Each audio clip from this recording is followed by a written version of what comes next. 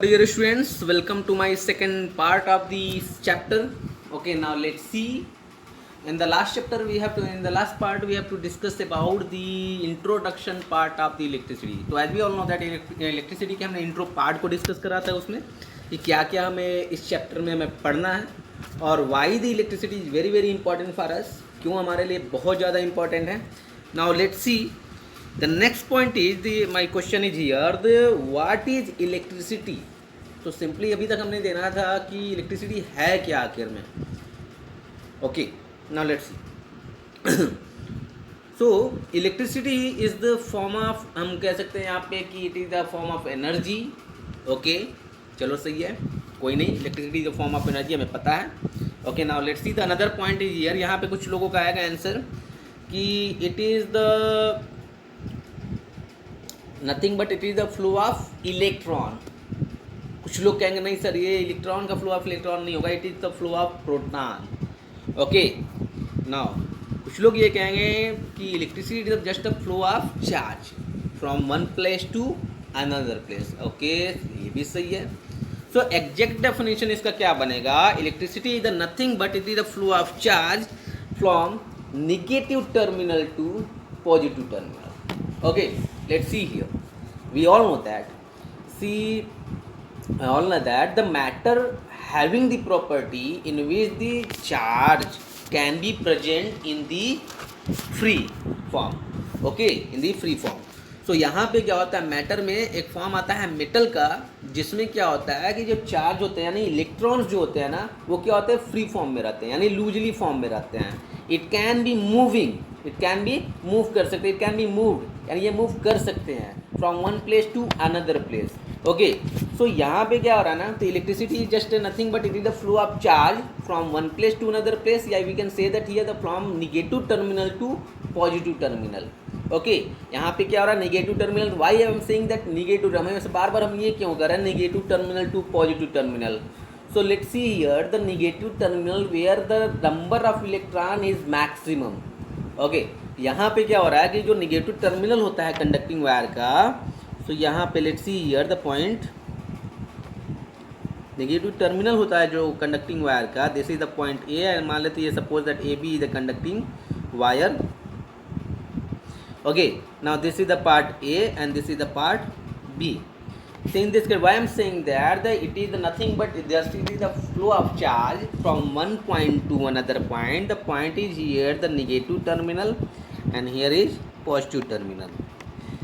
So it is nothing but this is just a flow of charge from negative terminal to positive terminal. तो यहाँ जो negative terminal की बात होती है ना, ये नेगेटिव टर्मिनल ये दर्शाता है यानी ये शो करता है कि यहाँ पे जो इलेक्ट्रॉन यानी नंबर ऑफ चार्ज जो है ना, वो क्या है, मैक्सिमम है. तो अगर नंबर ऑफ चार्ज क्या होंगे, मैक्सिमम होंगे, तो उस केस में वो क्या होगा, जिधर की ओर हमारा क्या होगा कि वेरी मिनिमम चार्ज हमारा शो करेगा, तो उस केस में वो क्या होता है, हमारा इक्वलाइजेशन का पार्ट आता है यहाँ पे, कि ये क्या होता है कि फ्लो करके हमारे दोनों तरफ के साइड्स को क्या होता है, मेंटेन करने का काम करता है. यहाँ पे क्या हो रहा है, it is nothing but this is the flow of charge from negative terminal to positive terminal. तो यहाँ पे क्या हो रहा है, चार्ज को इक्वल करने की बात चल रही है. ओके, तो ये क्या हो रहा है एक प्रकार से. Now another point, let's see the another point. So अब यहाँ पे टर्मिनोलॉजी है कि यार ये चार्ज क्या होता है. Now what is the charge. Okay, so अभी हमने पढ़ा कि electricity is nothing but this is the just a flow of charge from negative terminal to positive terminal. तो अब यहाँ पे हमारा मेन काइंड कॉन्सेप्ट में घूम रहा है माइंड में कि यार ये चार्ज क्या चिड़िया की नाम है, किस चिड़िया का नाम है, चार्ज ये है क्या आखिर में. Now let's see the what is charge. Okay, now let's see the what's it charge. Okay, now let's see, here is what I am giving you, charge. Charge is what? So charge is the property of any object by which it applied a force on another object is known as charge. So simply यहाँ पे क्या हो गया, charge is a property of an object by which it applied या it exists a force from any other object. तो यहाँ पे क्या हो रहा है, चार्ज एक प्रॉपर्टी होता है किसी ऑब्जेक्ट की, यानी वो कौन सी ऑब्जेक्ट होगी जिसकी प्रॉपर्टी चार्ज होगी। तो सिंपली हमने पहले भी बोल दिया कि जो सिंपली मेटल के बारे में बात करते हैं ना, मेटल में ना क्या होते हैं, फ्री इलेक्ट्रॉन्स पाए जाते हैं। क्या पाए जाते हैं? Free electron. तो इन दिस केस यहाँ पे क्या हो रहा है, यही बात यहाँ पे कर रहा है। चार्ज एक प्रॉपर्टी होता है किसी ऐसे ऑब्जेक्ट की जिसके कारण अगर उस ऑब्जेक्ट में अगर चार्ज प्रेजेंस होते हैं तो ये क्या करता है, अप्लाई करता है फोर्स को किसी अदर ऑब्जेक्ट पे। अब किस टाइप का फोर्स यहाँ पे अप्लाई होता है, उस ऑब्जेक्ट के द्वारा जिसके अंदर चार्ज कंडक्ट है, तो उस केस में वहाँ पे क्या हो रहा है, ये इलेक्ट्रोस्टैटिक फोर्स अप्लाई होता है। ओके, तो यहाँ पे क्या हो रहा है, it is the property of an object by which it apply the force on any other object, it is known as charge. So अभी हमने तो चार्ज को भी डिस्कस कर लिया। तो चार्ज में क्या होता है कि चार्ज की जो एसआई यूनिट है, we will also learn here the SI unit of charge is coulomb. इसका एसआई यूनिट क्या होता है, कूलम होता है। It is denoted by small C. Are you getting my point? इसका यूनिट क्या होता है, एसआई यूनिट, चार्ज जो कूलम होता है, और इसके एसआई यूनिट की सिंबल क्या होती है, चार्ज कूलम की, सी से भी हम क्या इसको डिनोट करते हैं कई जगह पे। Okay, now look at here, when an electron passes a negative charge, यानी एक इलेक्ट्रॉन का चार्ज कितना होगा ये ध्यान रखो पहले यहाँ पे। सो एक इलेक्ट्रॉन का जो चार्ज होता है वो कितना होता है, अगर एक इलेक्ट्रॉन फ्रॉम मूव करता है from one place to another place, तो क्या होगा, कितना चार्ज फ्लो कर रहा है उसके अंदर, कैसे बोलेंगे हम। अगर हमारे अंदर हमारे किसी कंडक्टिंग वायर में, किसी कंडक्टर में एक इलेक्ट्रॉन फ्लो कर रहा है, उस केस में कितना चार्ज फ्लो कर रहा है। सो सिंपली यहाँ पे हमने इसको लर्न करा है, यहाँ पे देखना पड़ेगा, ये लिया हुआ है यहाँ पे 1.6 × 10⁻⁻19 coulomb charge can B flow when the one electron moving in a conducting wire, then we can say that there is 1.6 × 10⁻⁻19 coulomb charge can flow. Okay, now let's see the property. Okay, now property से पहले ना एक points को हम discuss कर लेते हैं। What is the point? तो simply charge can be two types. Charge क्या होते हैं, दो तरीके के होते हैं। जैसे कि फर्स्ट हमारा क्या होता है, positive charge, second negative charge. Okay, now the positive charge और ये नेगेटिव चार्ज, ये क्या हो गया भाई, यहाँ पे दो चार्ज कैसे हो गए।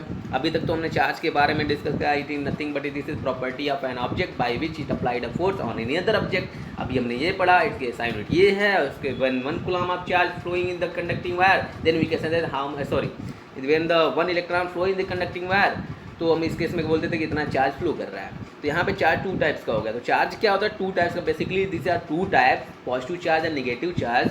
एंड द पॉजिटिव चार्ज को हम लोग क्या बोलते हैं ना, कि पॉजिटिव चार्ज का डिनोट करते हैं हम किससे डिनोट करते हैं, प्रेजेंस ऑफ प्रोटॉन से डिनोट करते हैं। किससे डिनोट करते हैं, प्रेजेंस ऑफ प्रोटॉन से। एंड द नेगेटिव चार्ज को किससे डिनोट करते हैं, this is positive the electron. Okay, तो सिंपली यहाँ पे क्या बोलेंगे, this are the two charge and basically its magnitude, मैं इसकी बोल सकते हैं कि क्वांटिटी क्या होती है यहाँ पे, दोनों की क्या हो सकती है, यहाँ पे दोनों की वैल्यूज़ क्या होती है, सेम होती है, बट साइंस क्या होते हैं इसके अलग होते हैं।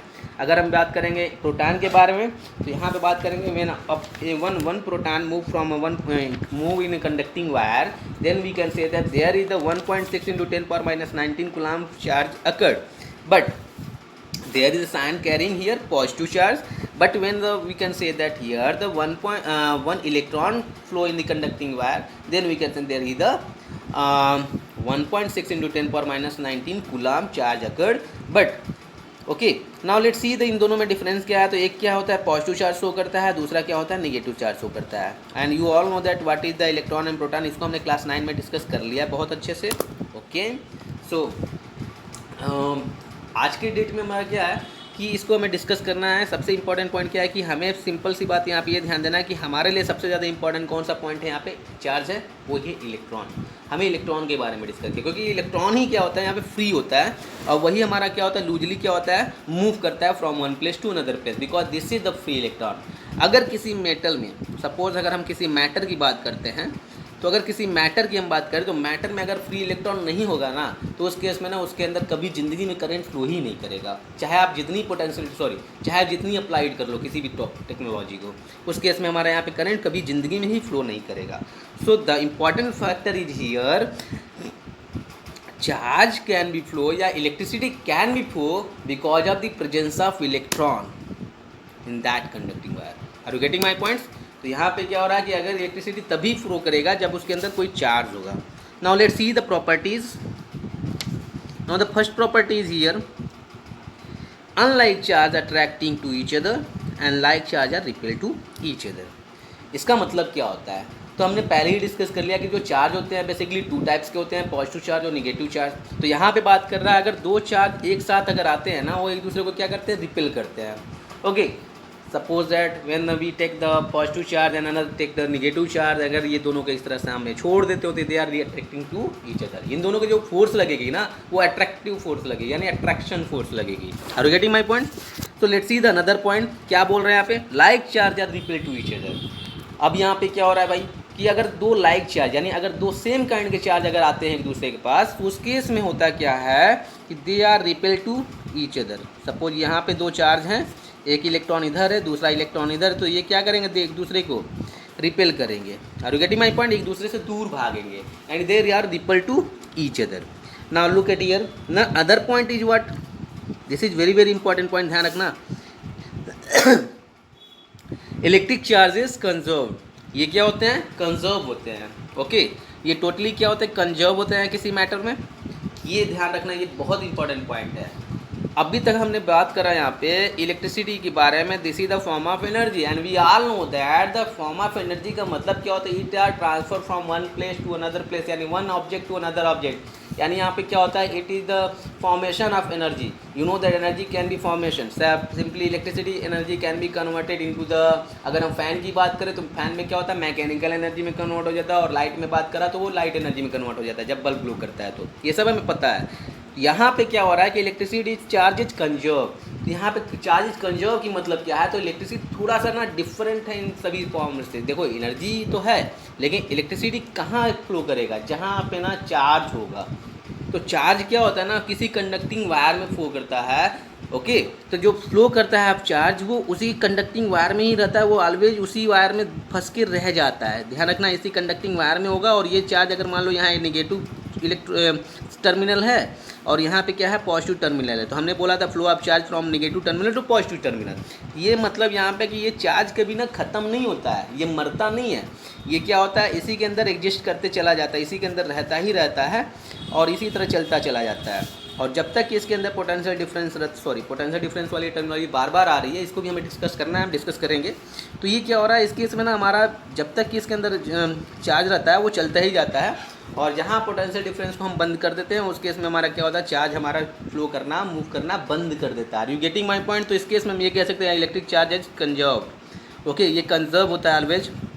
Now the third point is electric charge is additive. It can be added. Okay, इसको एडिट टू कर सकते हैं. नाउ आप बात करते हैं यहाँ पे. This is very very important, लेकिन ये ज़्यादा हमारे लिए क्लास 10th के लिए तो इम्पॉर्टेंट हम नहीं कह सकते. यहाँ पे इतना इंपॉर्टेंट नहीं है, बस इसको हमें लर्न कर लेना है कि देखो जो दो चार्ज है ना, उनके बीच में जो फोर्स लगता है, इट कैन बी कैलकुलेटेड. इसको हम क्या कर सकते हैं? कैलकुलेट कर सकते हैं. तो सिंपली यहाँ पे लिखा हुआ है कि when the two charge varies directly the force between. So simply यहाँ पे क्या हो रहा है? सपोज दैट दो चार्ज हमारा यहाँ पे प्लेस्ड है. एक हमारा चार्ज है पॉजिटिव चार्ज, दूसरा चार्ज है हमारा निगेटिव चार्ज. अगर ये दोनों प्लेस्ड हैं और इनका चार्ज हमारा Q कूलम है और यहाँ पे भी Q2 कूलम है. Okay, so in this case में क्या होगा? और distance between this two charge are R. So how much force occur between them? हमें पता है कि जब दो चार्ज एक दूसरे के आसपास होंगे तो उनके बीच में क्या होता है? फोर्स लगता है. वो चाहे अट्रैक्शन फोर्स हो, चाहे वो रिपल्शन फोर्स हो. तो सिंपली जो फोर्स लगता है उसकी क्वांटिटी को कैसे कैलकुलेट करेंगे? तो सिंपली यहाँ पे the force between the two charge varies directly proportional to the product of there